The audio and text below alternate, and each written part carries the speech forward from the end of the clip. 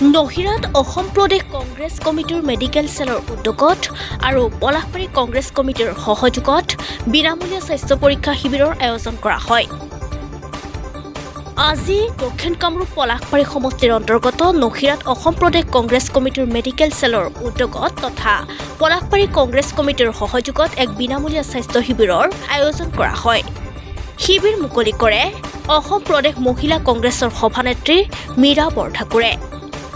উক্ত চিকিৎসা শিবিৰত বিশিষ্ট চিকিৎসক তথা অসম প্ৰদেশ কংগ্ৰেছ মেডিকেল সেলৰ অধ্যক্ষ ডাক্তৰ সাজিদ হুছেইন, চকু বিশেষজ্ঞ মানসমণি দাস, অসম প্ৰদেশ কংগ্ৰেছৰ সম্পাদক পাৰ্থপ্ৰতিম দাস, ৰাজ্যিক মুখপাত্ৰ হেপ্পী গগৈ, কামৰূপ জিলা কংগ্ৰেছৰ সম্পাদকদ্বয় ৰিকু ঠাকুৰীয়া, মনোজ শৰ্মা, ৰামপুৰ ব্লক কংগ্ৰেছৰ সভাপতি মাছুন দাস, পলাশবাৰী টাউন ব্লক কংগ্ৰেছৰ সভাপতি বিনু দাসৰ লগতে আন কেইবাগৰাকীও কংগ্ৰেছ দলৰ কৰ্মী উপস্থিত থাকে। উক্ত স্বাস্থ্য পৰীক্ষা শিবিৰত গাঁওখনৰ প্ৰায় 150 গৰাকী লোকে নিজৰ স্বাস্থ্য পৰীক্ষা কৰায়।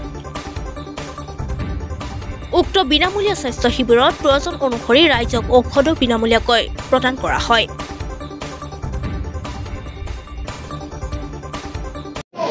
হয়, আজি আমাৰ এই পলাশবাৰীৰে নহিৰা আপোনাৰ গাঁৱত আমি এটা স্বাস্থ্য শিবিৰ কৰিছোঁ। অসম প্ৰদেশ কংগ্ৰেছ কমিটি মেডিকেল সেল আৰু জৱাহৰ বাল মঞ্চ উদ্যোগত আমি লগতে পলাশবাৰী কংগ্ৰেছ কমিটিৰ সহযোগত এই মেডিকেল কেম্পটো আৰম্ভ কৰিছোঁ।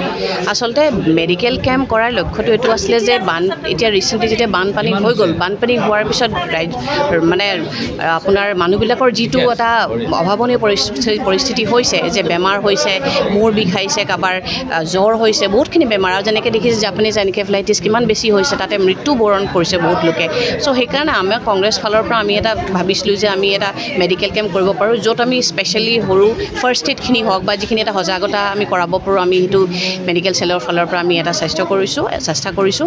লগতে চৰকাৰলৈ এটা অনুৰোধ যে চৰকাৰে যে মেডিকেল আমাৰ যিটো পাব লাগে, যিটো আমি কল্যাণকামী এখন ৰাজ্যত যিটো আমি প্ৰাপ্য, আমাৰ ফ্ৰী মেডিকেল, ফ্ৰী পানী, ফ্ৰী বিজুলী, এইবিলাক আমাৰ আচলতে প্ৰাপ্য। কিন্তু চৰকাৰে এতিয়া দেখিছোঁ আপোনাৰ 20% পৰা 25% মেডিকেলত ওলটাই বঢ়াই দিছে। আৰু আটাইতকৈ দুৰ্ভাগ্য কথা যে আপোনাৰ আয়ুষ্মান নিচিনা কাৰ্ডখন এতিয়া আৰু কাম নকৰা হ'ব।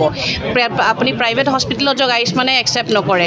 আপোনাৰ এতিয়া কেঞ্চাৰ নিচিনা জাতীয় ইমান ডাঙৰ এটা মাৰাত্মক বেমাৰ আৰু বহুত ধৰণৰ বেমাৰ, সেইবিলাক এতিয়া কি হ'ব, আয়ুষ্মান কাৰ্ডে একচেপ্ট নকৰিব। তেতিয়াহ'লে মানুহবিলাক যাব ক'ত? চৰকাৰে যে কৈছে উন্নতি কৰিছে, উন্নয়ন কৰিছে, কোন দিশত উন্নয়ন কৰিছে? যদি মেডিকেল বস্তু যিটো ফ্ৰী বস্তু সেইটো যদি দিব নোৱাৰে, আপোনাৰ বিজুলী যদি দিব নোৱাৰে, বিজুলী আপুনি দেখিছে নাথাকে। গুৱাহাটীৰ নিচিনা জেগাত আমি গুৱাহাটীত থাকোঁ, কিন্তু আমাৰ প্ৰতি এভৰি ডে আমাৰ লাইট গুচি যায়।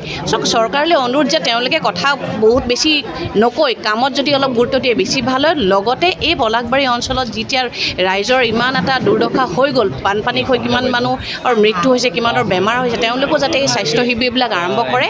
আমি কিন্তু এই প্ৰচেষ্টাটো জাৰি ৰাখি আছোঁ, আৰু প্ৰতি দেওবাৰে আমি অল অভাৰ অসমত য'তে পাৰোঁ, য'ত দেখিছোঁ য'ত বেছি আমাৰ দৰকাৰ হৈছে, আমি কিন্তু এই মেডিকেল কেম্পটো আমি ৰাখি গৈ আছোঁ আৰু গৈ থাকিম। আৰু যিমান পাৰোঁ ৰাইজক আমি অলপ সকাহ দিবলৈ চেষ্টা কৰিম, আৰু পাৰিলে যিমানখিনি পাৰোঁ সজাগতা আমি যাতে আনিব পাৰোঁ। আজিৰ এই পদক্ষেপত আমাৰ অশোক দাস ডাঙৰীয়া নেতৃত্বত, ৰঞ্জন দাৰ নেতৃত্বত, আপোনাৰ ৰিংকুৰ নেতৃত্বত তেওঁলোকে যথেষ্ট সহায় কৰিছে পলাশবাৰী। আমি তেওঁলোকলৈ ধন্যবাদ জ্ঞাপন কৰিছোঁ।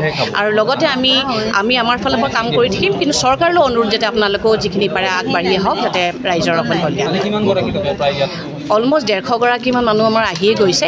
আৰু আমি লগতে স্বাস্থ্যৰ লগতে আমি এটা চকুৰ কেম্পো কৰিছোঁ, সৰুকৈ যিখিনি দেখাব পাৰে, আপোনাৰ যিখিনি ফাৰ্ষ্ট এইডৰ হয়, যিখিনি আপোনাৰ বেছিক যিখিনি আমাৰ বেমাৰ হ'ব পাৰে, সেইখিনিক লৈ আমি এটা দৰৱ দিয়া হৈছে, বা আমাৰ ডক্টৰ ডাঙৰীয়া সাজিদ হুছেইন ডাঙৰীয়া আছে, তেওঁ বস্তুখিনি দি গৈছে। চ' ভাল লাগিছে আৰু দুখো লাগিছে। আমি পাৰিলে আৰু অলপ আগত আহিব লাগে, যিমানখিনি পাৰোঁ কৰিব লাগে। কিন্তু হয়, আমি সজাগতাটো আমি আৰম্ভ কৰি থাকিম, আৰু প্ৰচেষ্টা চলি আছে, সেইকাৰণে আমি আমাৰ কামখিনি কৰি যাম। মোৰ নাম ডক্টৰ সাজিদ হুছেইন, মই জৱাহৰ বাল মঞ্চ অসমৰ চেয়াৰমেন আৰু অসম প্ৰদেশ কংগ্ৰেছ কমিটিৰ মেডিকেল সেলৰ চেয়াৰমেন। ভাল লাগিছে। আজি মই দিল্লীত কৰ্মৰত হৈ আছোঁ ডাক্তৰ হিচাপে। ভাল লাগিছে যে মই ইমান দূৰৰ পৰা আহি পেলাই ইয়াতে মেডিকেল ছাৰ্ভিচেছ দিব পাৰিছোঁ। বেয়া এইটো কাৰণে লাগিছে যে চৰকাৰ ইয়াতে থকাৰ পিছতো তেওঁলোকে যিখিনি বেছিক মিনিমাম ছাৰ্ভিচেছ সেইখিনি দিবলৈ পৰা নাই। তেওঁলোকে দিব লাগিছিলে, পদক্ষেপটো তেওঁলোকৰ ফালৰ পৰা আহিব লাগিছিলে। ৰাইজৰ কাৰণে আমাৰ লোকেল MLAৰ ফালৰ পৰা আহিব লাগিছিলে। পলাশবাৰীৰ MLA আছে, তেওঁ আমাৰ ঠাকুৰীয়া ডাঙৰীয়া, তেওঁৰ ফালৰ পৰা আহিব লাগিছিলে। তেওঁ কিয় এনেকুৱা ধৰণৰ কেম্প অৰ্গেনাইজ কৰা নাই, আজিলৈ আমাৰ যিখিনি ফ্লাড এফেক্টেড মানুহ তেওঁলোকৰ সুবিধাৰ কাৰণে এনেকুৱা ধৰণৰ কেম্পটো আৰু হ'ব লাগিছিলে, চৰকাৰৰ ফালৰ পৰা হ'ব লাগিছিলে, চৰকাৰৰ চিকিৎসালয়বিলাকত হ'ব লাগিছিলে, পাব্লিক হেল্থ চেণ্টাৰবিলাকত হ'ব লাগিছিলে। ফ্লাড এফেক্টেড এৰিয়াবিলাকত যিবিলাক ৱাটাৰবৰ্ন ডিজিজেছ হয় সেইবিলাকক নিৰ্মূল কৰিবৰ কাৰণে পদক্ষেপ ল'ব লাগিছিলে। জাপানীজ এনকেফেলাইটিছ হয় সেইবিলাক নিৰ্মূল কৰিবৰ কাৰণে পদক্ষেপ ল'ব লাগিছিলে। ডাবল ইঞ্জিন চৰকাৰ ক'ত আছে, কি কৰি আছে, সেই বস্তুটো ময়ো জানিবলৈ বিচাৰোঁ। কিন্তু ইয়াতে আহি পেলাই মই সুখী এইটো কাৰণে হৈছোঁ, এই নহিৰাত পলাশবাৰী অঞ্চলৰ নহিৰাত আহি পেলাই আমি প্ৰায় 200জন লোকক ৰাইজক আমি সুবিধা দিব পাৰিছোঁ। প্ৰদেশ কংগ্ৰেছৰ ফালৰ পৰা মেডিকেল ছাৰ্ভিচেছ দিছোঁ। ফ্ৰী চেকআপ কৰিব পাৰিছোঁ, ফ্ৰী আই চেকআপ কৰিব পাৰিছোঁ। তেওঁলোকৰ প্ৰব্লেমবিলাক তেওঁলোকৰ লগত ডিছকাছ কৰিছোঁ। তেওঁলোকক কেনেকুৱাকৈ পাব্লিক হেল্থ এডুকেশ্যন সেইটো দিবলৈ পাৰি পেলাই সুখী হৈছোঁ। কিন্তু এইটোও এক্সপেক্ট কৰিছোঁ যে চৰকাৰৰ ফালৰ পৰা এনেকুৱা ধৰণৰ পদক্ষেপ যাতে বেছিকৈ হয় আৰু বেছিকৈ হয়, যাতে ৰাইজৰ যাতে তেওঁলোক যাতে এইবিলাক সুবিধা পায় আৰু তেওঁলোকৰ যিটো যাৱতীয় সহায় এইটো চৰকাৰে যাতে কৰে। কাৰণ যি প্ৰতিশ্ৰুতি দি পেলাই চৰকাৰ তেওঁলোকে গঠন কৰিছিলে, ডাবল ইঞ্জিনৰ চৰকাৰৰ কথা তেওঁলোকে কৈ থাকে, সেই প্ৰতিশ্ৰুতি তেওঁলোকে কৰিবলৈ পৰা নাই, পালন কৰিব পৰা নাই। তেওঁলোকে হেল্থ ইনফ্ৰাষ্ট্ৰাকচাৰৰ নামত পাব্লিক হেল্থ যিবিলাক আপোনাৰ চেণ্টাৰ্ছ আছে সেইবিলাক চাই ল'ব। কমিউনিটি হেল্থ চেণ্টাৰ্ছবোৰ, চিভিল হস্পিটেলছবোৰ, হেল্থ ইনফ্ৰাষ্ট্ৰাকচাৰ খুবেই উইক, মেডিচিনছ নাথাকে, ক'ৰবাত ডক্টৰ নাথাকে, ক'ৰবাত ডক্টৰ টাইমত নাহে। এই সুবিধাবিলাক যাতে তেওঁলোকে চায় আৰু তেওঁলোকে এনেকুৱা ধৰণৰ কমিউনিটি হেল্থ ছাৰ্ভিচেছবিলাক যাতে ৰাইজৰ কাৰণে, বিশেষকৈ ফ্লাড এফেক্টেড এৰিয়াজবিলাকৰ কাৰণে, ফ্লাড যেতিয়া আমাৰ এটা নেচাৰেল কেলামিটি যেতিয়া আমাৰ তাতে হৈয়ে থাকে, এইবিলাক ৰিকাৰেণ্ট প্ৰব্লেম, চৰকাৰ ৱেল ইকুইপড হ'ব লাগে। এইটোৱে মই চৰকাৰৰ প্ৰতি অলপমান ৰিকুৱেষ্ট কৰিছোঁ। আৰু আমাৰ প্ৰদেশ কংগ্ৰেছৰ সভাপতি শ্ৰী ভূপেন কুমাৰ বৰা ডাঙৰীয়াক মই ধন্যবাদ জনাইছোঁ যে এনেকুৱা ধৰণৰ পদক্ষেপ তেওঁ আমাক ল'বলৈ দিছে। আৰু পলাশবাৰী অঞ্চলৰ অশোক কুমাৰ দাস, তেওঁ আপোনাৰ পলাশবাৰী কংগ্ৰেছৰ তেওঁৰ নেতৃত্বতে এই কেম্পটো কৰা হৈছে। তেওঁ খুব ধন্যবাদ আপোনালোকৰ থ্ৰু দি।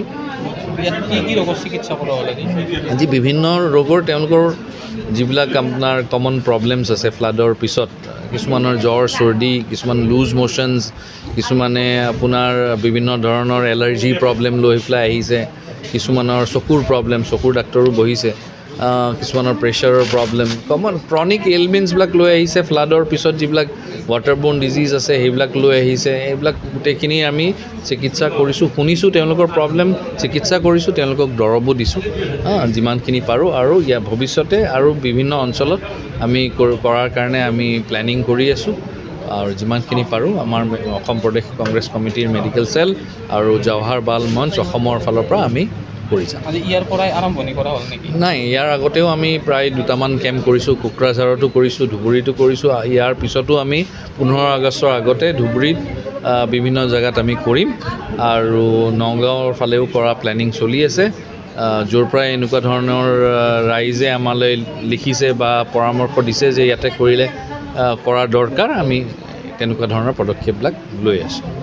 नमस्कार, मेरा नाम मनोज दत्ता है। मैं नेशनल कोऑर्डिनेटर AICC जवाहर बाल मंच का मैं नॉर्थ ईस्ट का इंचार्ज हूँ। जवाहर बाल मंच ऐसे सोशल वर्क में बिलीव करती है। हम लोगों ने लास्ट टाइम मणिपुर में जो राइट्स हुए थे उसके टाइम पे भी हम लोगों ने जवाहर बाल मंच असम और जवाहर बाल मंच नेशनल कमेटी की तरफ से हम लोगों ने मदद किया है। वो वहाँ पे जाके हम लोगों ने कैंप विज़िट करके उन लोगों को जो भी ज़रूरत पड़ी है वो फुलफ़िल किया है। और असम में भी जवाहर बाल मंच और APCC मेडिकल सेल के उद्योग में जो छोटे छोटे कैंप्स वगैरह हम लोग कर रहे हैं, कोशिश कर रहे हैं लोगों तक पहुँचे। लास्ट हमने कोकराझार में किया है, धुबरी में किया है, फिर यहाँ पे कर रहे हैं। ये डबल इंजन सरकार से यही पूछना चाहता हूँ कि डबल इंजन सरकार को जब यही सीएम साहब हमारे पास थे तो उनकी आइडियोलॉजी अच्छी होती थी, तो उन्होंने उस टाइम पे मेडिकल सेक्टर को, हेल्थ सेक्टर को बहुत अच्छा बना के रख दिया था। लेकिन आज की डेट में आइडियोलॉजी चेंज हो गया तो हेल्थ सेक्टर जीरो हो गया उनकी वजह से। तो वही धीरे धीरे लोगों को भी समझ में आ रहा है, लोगों को समझ में आएगा तो धीरे धीरे लोग साइडलाइन करेंगे। और हम अगर रूलिंग में आते हैं तो हम इसको लाख गुना बेहतर भी कर देंगे, जो हमने पहले भी किया हुआ था।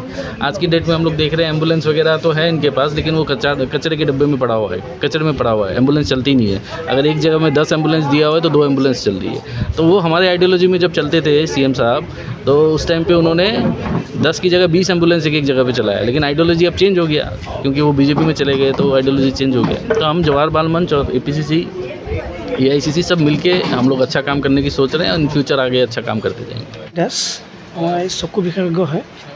আজি কেম্পটোত মোক মানে ইনভাইট কৰিছিলে, সেয়েহে মই মানে আজি কেম্পটোত আহিলোঁ। পেচেণ্ট ভালেই হৈছে আৰু চকুৰ প্ৰব্লেম বহুত বৃদ্ধি পাইছে। আৰু আজি 50 এভভমান পেচেণ্ট চাইছোঁ মানে আমি। কালি আপুনি গমেই পাইছে, শাক পাচলি, ফল মূল সকলোবোৰ কেমিকেলতে উৎপাদন হয় আৰু জৈৱিক সাৰ তেনেকুৱা আমি ইউজে নকৰোঁ একো। তো সেইটো কাৰণতো এটা ইছ্যু হয় মানে মেইনলি। আৰু খোৱা লোৱা ধ্যান ৰাখিব লাগে, চকুৰ ভালকৈ কেয়াৰ কৰিব লাগে। আৰু প্ৰত্যেক 6 মাহত মানে আই চেকআপটো হ'লে বেছি ভাল হয় মানে সেইটো কাৰণে। মই দেখিছোঁ আফটাৰ কৰোণা মানে বহুত প্ৰায়ভাগ ল'ৰা ছোৱালী স্কুলত পঢ়ি থকা সকলোৰে চকুৰ প্ৰব্লেম মানে। তো যিমান পাৰি মোবাইলৰ যিটো আপোনাৰ ৱাটছিং টাইম হয়তো কমাই দিলে বেছি ভাল। আৰু আজিৰ যুগততো গোটেই ইণ্টাৰনেটৰ যুগ, মোবাইল, কম্পিউটাৰ, লেপটপ এইবিলাক লাগিবই। সেইবিলাক নহ'লেতো কোনো কামতো নিদিয়ে। চ' যিমান পাৰোঁ আমি মানে চকুৰ কেয়াৰ কৰিব লাগিব, মোবাইল, কম্পিউটাৰ ৱাটছিং টাইমটো কমাই দিব লাগিব। That's it.